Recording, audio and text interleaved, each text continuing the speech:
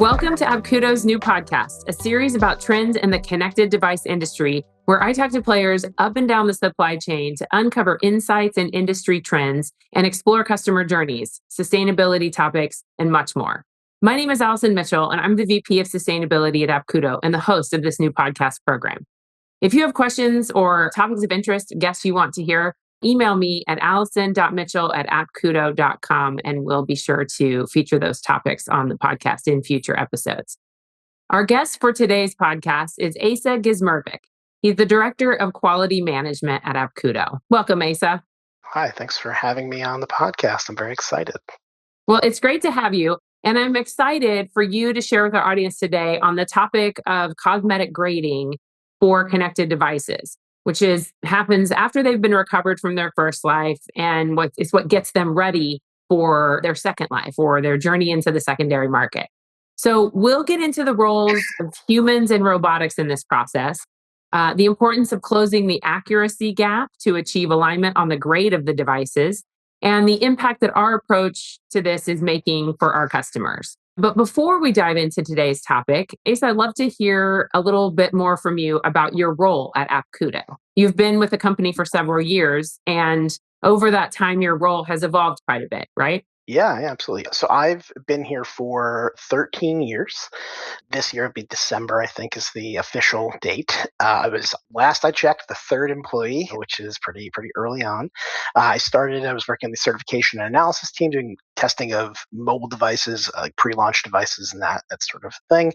Did a lot of analysis of connected devices, mobile devices, before moving into Director of Quality Assurance, and then my current position of Director of Quality Management, focused on sort of our strategic quality and our overall quality goals. Well, thanks for sharing that, Asa. And it's always fun to talk to folks who've been with Apkudo since the early days, as you have seen quite a bit of the evolution of Apkudo. And not just Apkudo's 13 years, but 13 years in the connected device industry, which is pretty impressive because the industry itself has undergone quite a bit of evolution in that time. So I'm just thrilled to have you here and hear from your experience and your perspective on this topic. So let's start off by having you explain what we mean by grading for connected devices. So when we talk about grading, there's two primary factors that determine resale value of phones. So I think secondary market, I call them pre-loved, but the functional state is number one, which most people would equate to, does it work? Then there is cosmetic state, which most people would equate to, what does it look like? And cosmetic state is qualified with a range of what we call grades, and it goes from it can depend on the customer, but it can go from like grade A or new down lower and lower, like B, C, and D, where D is heavy cosmetic damage. And cosmetic grading is the process that determines the cosmetic state. Well, that's interesting. You think of grading, and sometimes you might just think of it all lumped together, but I appreciate knowing that it's thought about from the functional side and the cosmetic side. So people might be unfamiliar with that term, cosmetic grading. Can you define that a little bit? Yeah, so it's again, that's that process that determines the cosmetic state of the device. It's how we associate a letter grade to a device, bucketing them into different categories. So new devices or grade A devices might have a different purpose in the secondary market than grade D devices. So cosmetic grading can be done by both people, it can be done by machines or robots, and there's generally some options there, right? Like when you determine that grade, you either get it right, you overgrade it, or you undergrade it. What do you mean by overgrade or undergrade? Overgrading is when you have a device that's in a better condition than the actual state of the device. So imagine you're a consumer, you're buying a phone online, you order a device that is advertised to be, pre-loved, like new, and you find out that it is actually worse.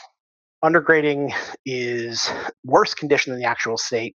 Both of these have different impacts. So overgrading is going to result in frustrated consumers and higher consumer support costs as they go back and they talk to you and say, like, hey, this is not what I purchased. Undergrading is lost value to you, the seller.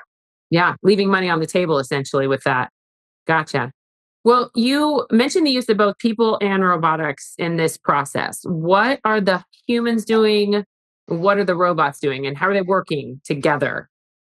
Depending on who's doing the cosmetic grading, people or robot.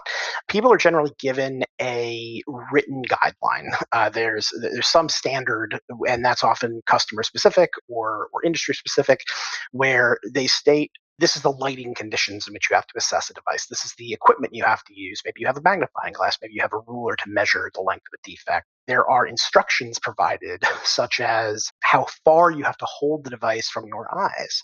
There are definitions included in those guidelines that tell you what's a scratch versus what's a crack, or what's a dent, or what's discoloration versus a watermark, and so on and so forth. With those guidelines, there are 4 to 8 surfaces that people need to look at. So that's like the front, the back, the sides, the corners. Mhm. There's that predetermined distance that they have to maintain. There is the actual assessment that they're doing of those defects.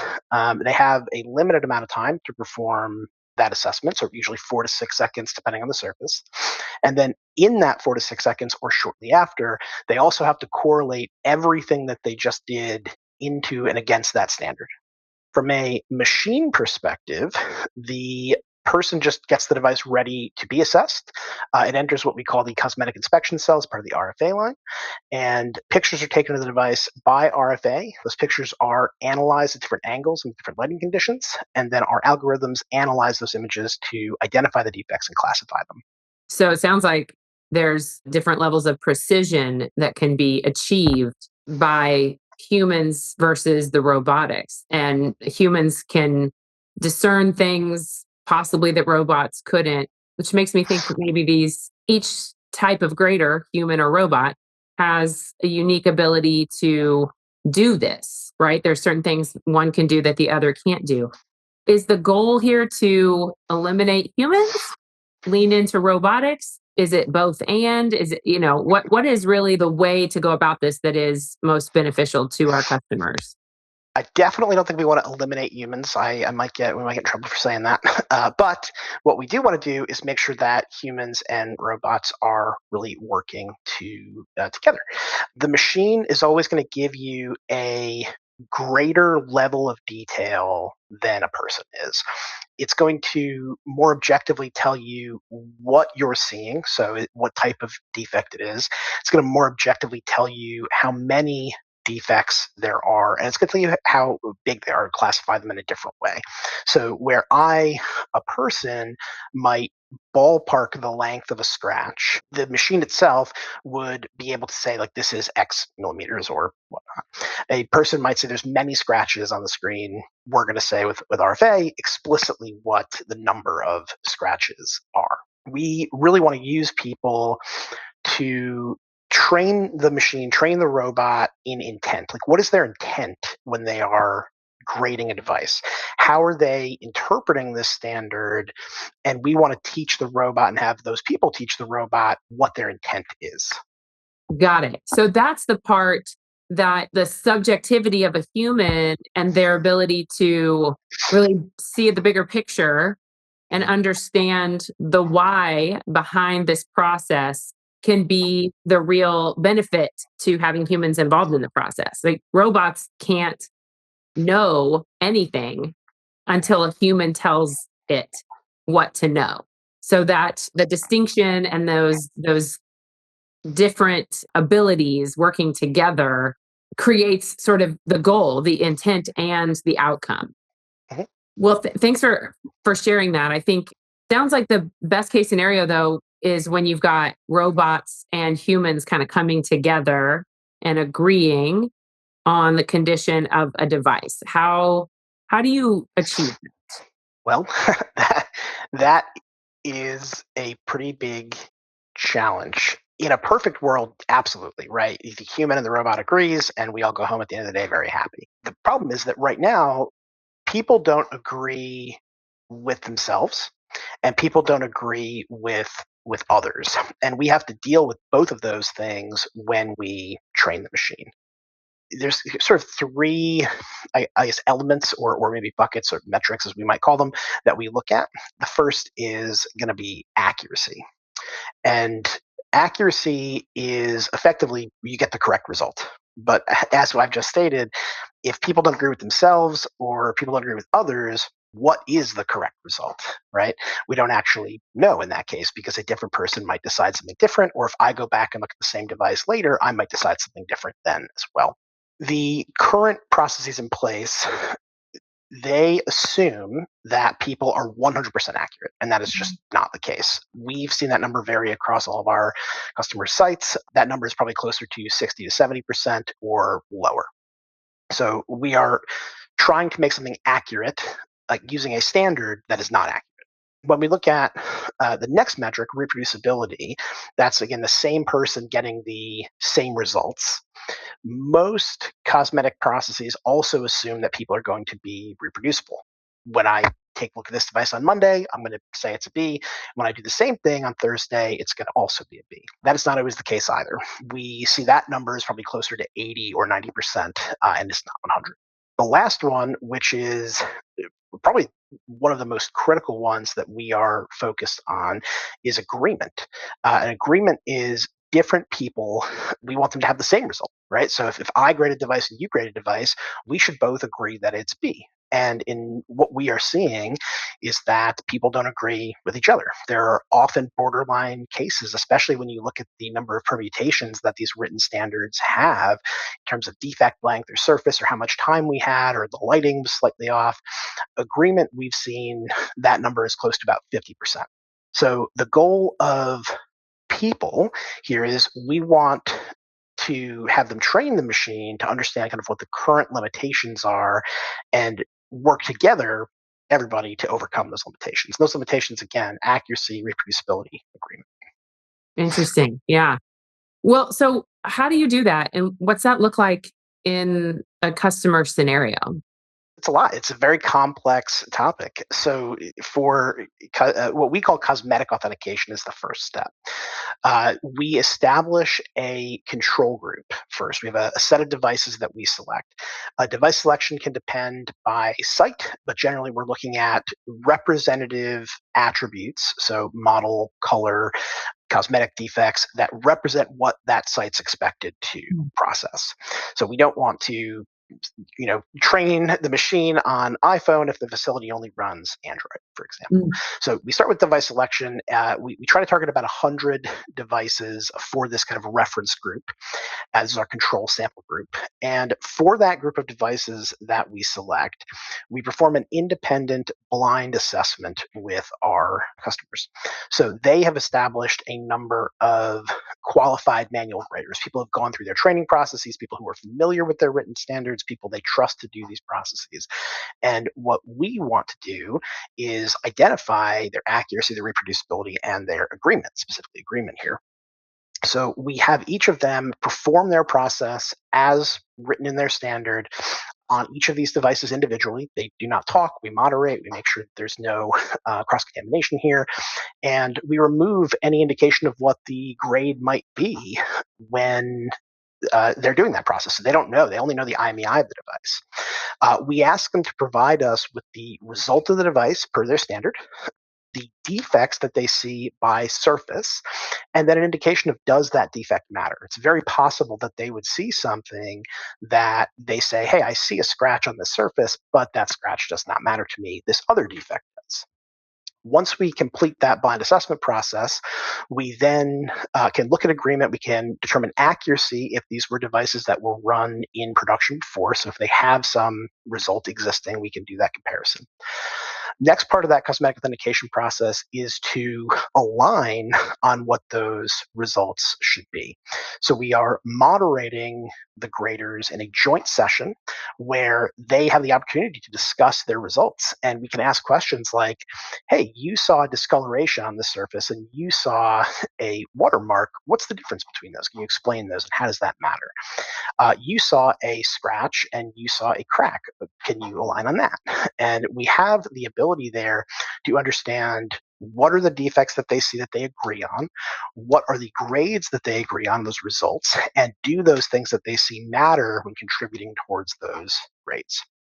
We then capture objective data about those defects when we can, so like measuring scratch length and things like that.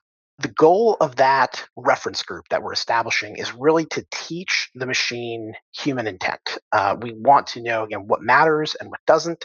And from this group, we can establish reproducibility. So we can run the devices multiple times and see if they reproduce the results, and a general accuracy. There's a big risk here that is part of this process, which is the risk of overfitting. If we train our algorithms using this data set so closely to the data set, when you use that algorithm on a new device, there's a big chance that it won't be accurate. In other words, we could potentially perfect this group of devices. And if we perfect that group of devices, it will no longer represent what's actually going to happen in a production environment in the real world. Gotcha. Almost fine tuning it to the Yeah. point that it's, yeah. Yeah, there's a risk of diminishing return there, where you start to perfect a device, and then by perfecting that device, you have influenced negatively all of the grades of the other devices. Wow. That's really interesting. What you just described there, I think really is a helpful way to understand the human value in this process, as opposed to, obvious value that the robotics provide in the precision and their ability to see objectively these defects, but the humans being able to decide and describe what matters and why. I mean, that hits really at that intent part, which is the customer layer, right? Of what the customer cares about. And that's where the interaction between what we can do from a technical standpoint and what the customer needs us to do. That feels like a very important point to hit. That's absolutely correct. The last part of that cosmetic authentication process that I just want to mention is, once we do that, we only get accuracy to a certain point, right? You get accuracy to the level where you have a general accuracy of this algorithm. Something else needs to happen, which is large sample runs of manually graded devices. And we use those large sample runs to refine the algorithm. And specifically, what these large samples are doing is it's introducing diversity of surfaces and diversity of defects. So we also want to know, out of this control group, what else is happening, and we want to understand and refine based on that. Where we start to look at a proxy for accuracy is the distribution of the machine versus the manual grades, the difference between the robotics and the graders. So if we can reduce that mismatch between people and machine, that's the target. We want to get those groups of A and Bs and Cs and Ds to be the same or similar between those two things, between people and machines. And that would require a lot of data to do that. And that having those control groups set up Mhm. to at multiple sites with multiple customers uncovers those types of insights. Is that accurate? Yeah, I think it absolutely is. So there's definitely a significant amount of data needed to train the algorithms and the machines in the right way. That's awesome. So this seems like, with all this data being processed and having these comparisons between humans and machine, this could have a bigger impact, right? Beyond just what it will do for individual customers. We're already kind of scaling our minds out here to what this bigger impact could be. So from an impact perspective, I would say one of my goals is to reset the way we look at the accuracy of cosmetic grading across the industry. We need, to move forward as we transition from people to robotics. Both us and our partners need to understand the limitations of manual grading, and work collaboratively with us to overcome. Yeah. So not only are you working to achieve that alignment between humans and robots in the process, but you also want to achieve this alignment between the different partners in the supply chain around the expectations for creating a standard for cosmetic grading. So agreement and alignment is this kind of an overarching theme here. How do Yeah, you know that you're doing that in the right way? that's a really good question. So, like I said, it's a very complex transition from people to machine, and we try to be very data driven about everything we do at Apkudo. And right now, this is what the data tells us that we have to do. We're trying to measure accuracy against a set of data that's not accurate. There's high variation between graders. If a person's not accurate and people don't agree with each other, we can't ever achieve that device by device measurement accuracy. And machine accuracy is really going to be when every machine accuracy isn't when every single device is accurate. It's when the results align with the intent of the human and the overall trend is there. So while there's no Mm, way for us to really see into the future, the data we have right now says we're on the right track. And I think as mm. new data is introduced, we'll have to adjust accordingly. Yeah, interesting. Well, and you also have brought up a theme that comes up a lot in these podcast conversation, and that is the collaboration that we have with customers. So while we are expanding our capabilities and expanding their capabilities, we're having a conversation about what's that mean for them and how do they best want to use these capabilities. I can imagine that collaborating with customers will provide opportunities and challenges in that process. What gets you excited about the future or about where Apkudo is going when it comes to this kind of collaboration for cosmetic grading? The most exciting thing for me is certainly the transition away from customers and into partnerships, right? Like I want to work collaboratively with all of our customers through these challenges. I don't want to necessarily solve it in a silo. I think the more collaboration we have with each other, the more collaboration we have between people working with machines, it allows us to align and continuously redefine our objectives together. Yeah, that's awesome. And I've had the opportunity to sort of see that in real time, visiting a customer and seeing our production line and seeing Apkudo employees right next to employees of our customers talking about and discussing the impacts of what the machine's doing and what the humans are doing. And so that really brought that to life for me. And so having this conversation with you about that, all of the inputs that feed into that, the way that you test that, the way you work to improve accuracy is really interesting to sort of see layers beneath what happens, on the floor in the processing of the devices. So I appreciate you coming on today to talk about this and to learn more about this topic of cosmetic grading. You have a very interesting role at Apkudo, and that you're right at the center of the robots and the humans collaboratively working together. So it's been really great to talk with you, and understand this topic more. So thank you again for being here, Asa. Yeah, it's great to be on. Thanks for having me. Yeah.